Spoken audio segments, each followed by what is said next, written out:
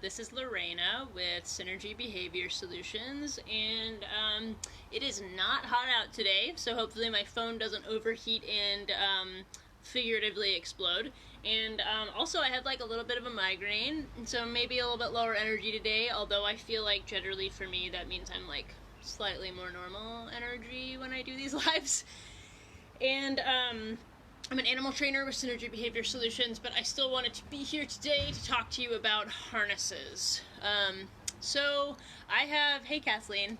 I have been using harnesses on my dogs and recommending them to my client dogs for a long time, and I have been kind of surprised by, turn this little notification thing off, kind of surprised by the number of like myths and misunderstandings around harnesses, and I sort of just want to like chat about those a little bit, maybe answer some questions if people have them, and then I want to talk to you about the harnesses I use for my dogs and then the recommendations that I can make. Thanks, Kathleen. Yeah, I get really bad migraines. Not as bad as it was an hour ago, so hopefully still be able to see all my clients and do all my things today. But I have Yoshi here today on her raised bed, earning the rest of her breakfast, and we're going to do some demoing for you, hopefully, toward the end. And just as an aside, we have a neighbor who's putting up a shed in their backyard, and Yoshi saw over the fence their arms lifting large things, and she was like, oh my gosh, monsters. And so as my reactive, pessimistic dog, she was over there barking at them, and then we did about 3 minutes of training, and now she is settled quietly while they continue to do their thing over there. Positive reinforcement works. Just go out and do the things that your trainer tells you to do. And that said, she's nicely settled, which I love actually, and will reward for her. So, harnesses. So there's like this weird thing, people like to say that harnesses teach dogs to pull. And their justification for that is that they say that sled dogs wear harnesses, which sled dogs don't wear harnesses to make them pull. They wear harnesses so that they can safely pull and not injure their bodies, and ideally use as much force as possible in order to move a heavy weight and to be part of a sled dog team. So it doesn't really have anything to do with teaching a dog to pull, and actually there isn't really any tool you can put on your dog to teach them to pull or not pull.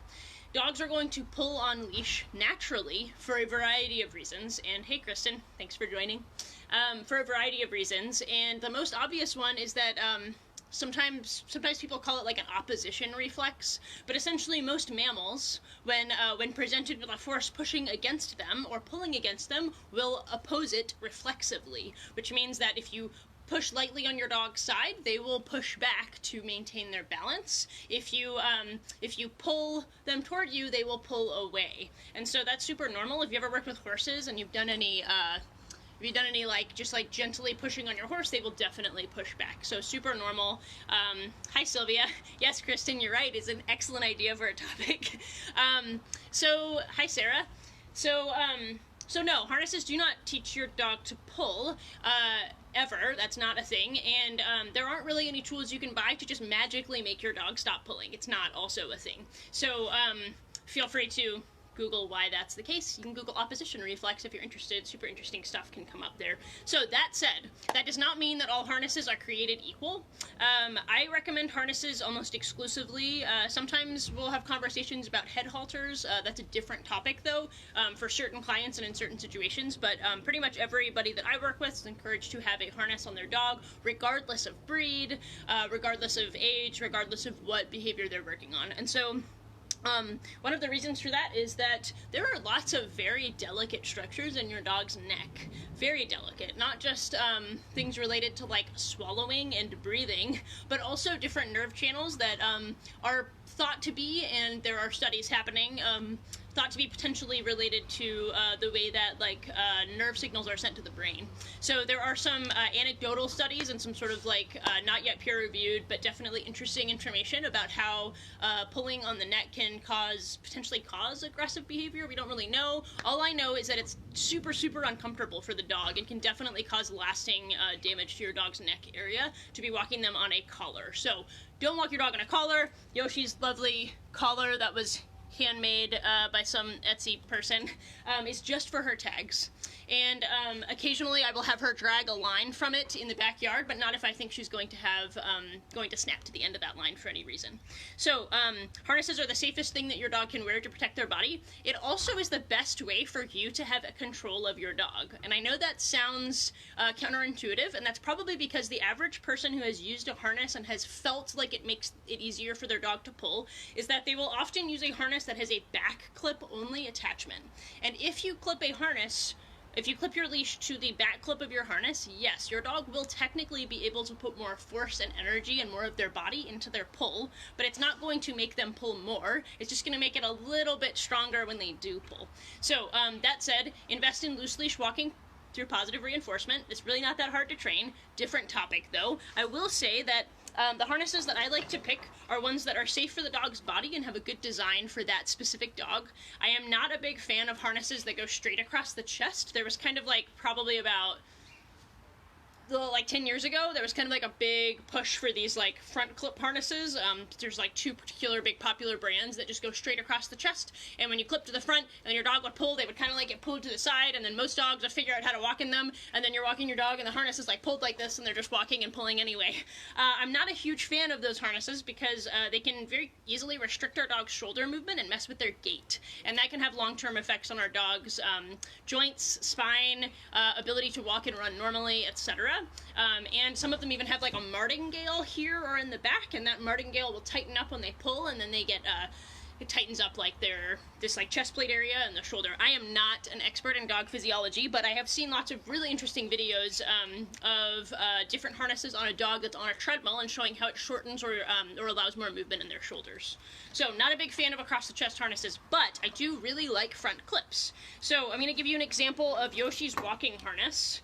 And it is actually, instead of a like H across the chest, it is a Y shape. So I'm really looking for a harness that comfortably sits at the base of the neck and then is a Y shape straight down the chest. So if Yoshi's head is through here, which you'll see in a moment, then this is the part that goes underneath her chest and then clips behind her armpits. So I really like harnesses with this design. This one in particular is made in the UK, but you can absolutely find these style here in the US too. It has a back clip attachment, and it has a front clip attachment. I highly recommend you get a harness that has both of them for versatility reasons and for better control, especially if your dog is a strong puller or there is a significant weight disparity between you and your dog. So these are the best ways for our dogs to comfortably, if they do pull into it and not damage or injure their bodies. And also, it's just more comfortable for them overall. I want my dog to be able to run freely and to move freely when we are out and about. And Yoshi also has this other harness, which you might recognize if you're in the US, maybe a little bit easier, and this is the Roughwear Front Range. Same sort of Y-shaped design. This is actually her, like, sport harness. This is what she uses when we go out and do very specific activities. Not because it's, like, specially designed or anything, I just like to distinguish between the two, because when I put this harness on, she knows that she's going to work. So it's like tagline. So I really like this one also. Just goes over the head and then same clips underneath the armpits.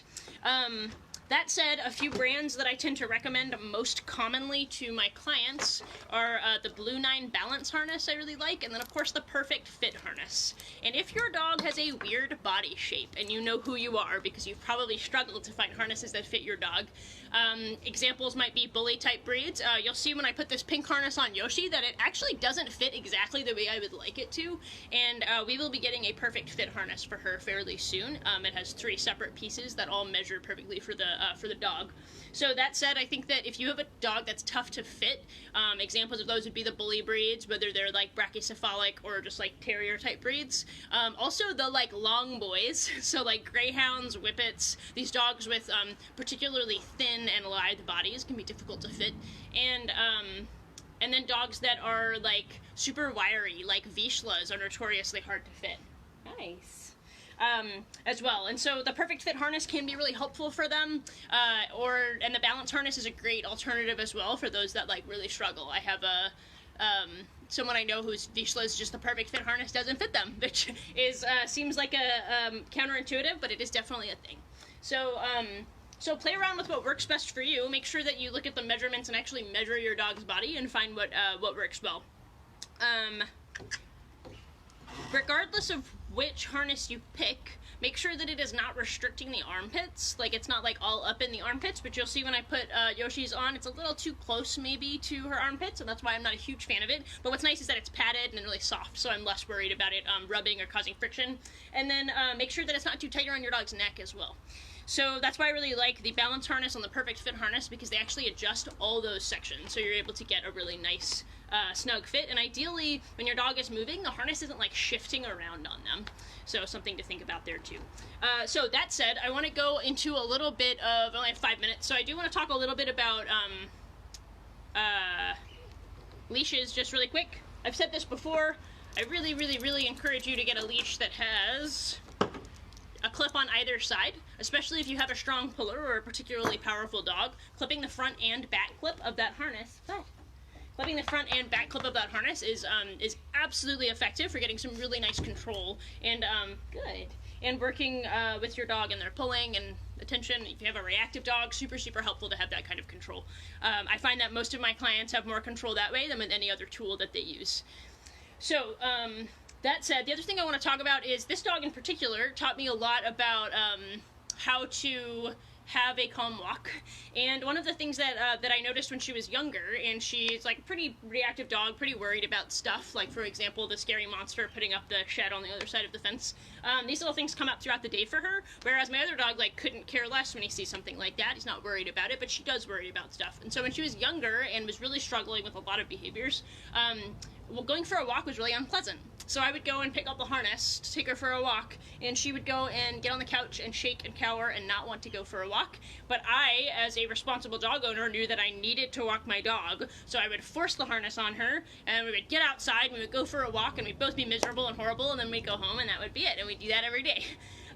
So after I learned a little bit more about behavior and how to read my dog, I figured out that she was not enjoying walks. And so one of the things that I did was I started to pick up the harness and hold it out to her, and if she did not come over and interact with me, I would put it back on the hook, and we would not go for a walk. So after starting to have this very simple consensual conversation with my dog of like, harness equals walk, your dog knows that. If your dog doesn't come over to you, maybe don't take them for a walk. A lot of my clients and students will tell me like, oh, my dog hides under the bed when I put their harness on, but then when we get outside, they're fine.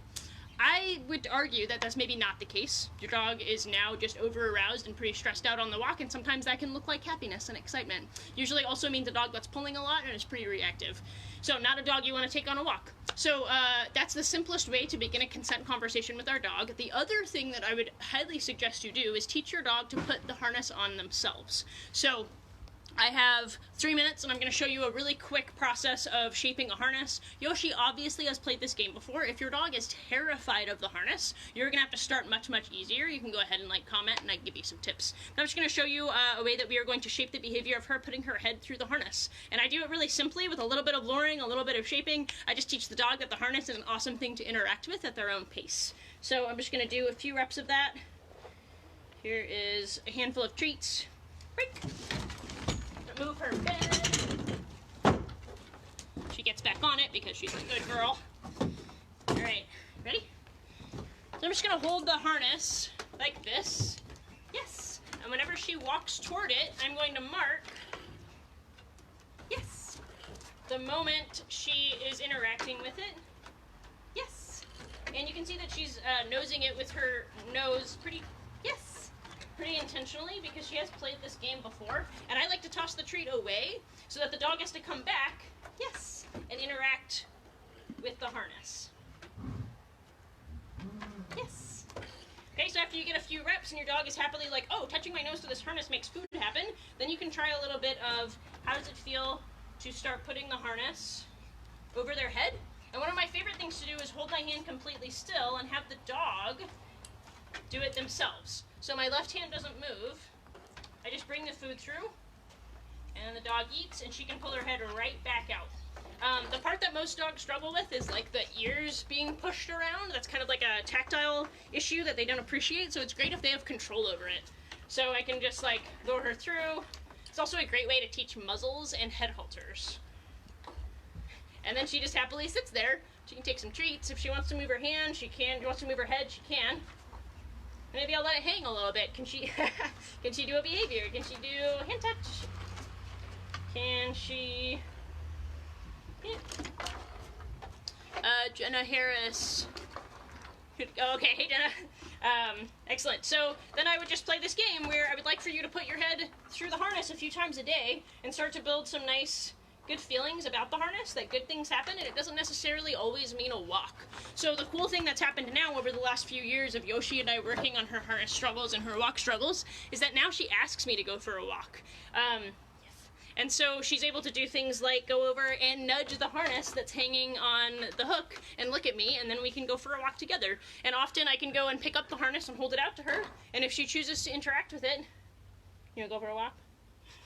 Then we'll go for a walk, and if not, then we don't go, and that's okay. It's amazing how more optimistic your dog can be when they have a little bit of autonomy and a little bit of choice. And so we go for more walks these days than we ever have, and they're calm and pleasant, and it's entirely up to her to be able to have that interaction. So that said, I hope this was helpful to you, and feel free to share it. Would really like to get more information about harnesses out there, and would love to dispel some of the myths around them too. Yes, there are harnesses that can technically harm your dog, but that's more about fit and design. It has nothing to do with harnesses as a tool. So get a harness for your dog, and get a long line, and get a double-ended leash, and go have calm, physically safe walks.